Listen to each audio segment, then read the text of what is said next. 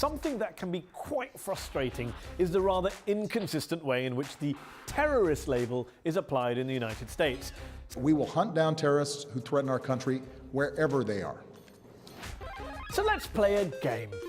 I'm sure you're all familiar with Dylan Roof, a white supremacist who allegedly tried to start a race war by killing 9 black Americans in a church in Charleston.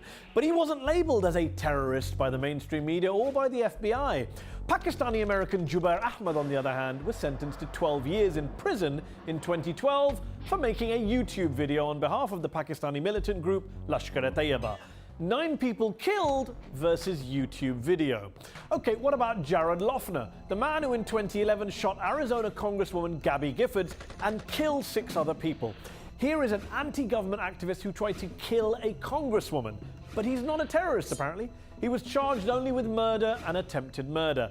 Compare and contrast with Javed Iqbal, a New York businessman sentenced to 6 years in prison for assisting terrorists. What did he do? He provided Americans with access to Hezbollah's satellite channel. Well, if that's terrorism, then Robbert Doggart, the man who allegedly plotted to attack an entire Muslim community in New York, must surely have been labeled a terrorist. Not quite. He ended up charged with solicitation to commit a civil rights violation by intending to damage or destroy religious property. He's currently at home awaiting trial. No mention of the T word. Yet here's Tariq Mahanna, a pharmacist who was sentenced to more than 17 years in prison for providing material support to terrorists, for essentially translating Al-Qaeda propaganda videos. Some might say that falls under freedom of speech. So is there a double standard?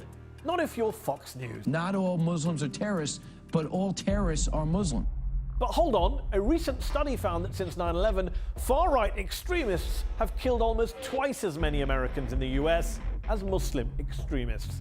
So to sum up, if you're a Muslim American and worried about the T word, be careful when you're going online, visiting YouTube or watching cable, and don't even think about taking a clock to school. If you're a white supremacist, do whatever you like.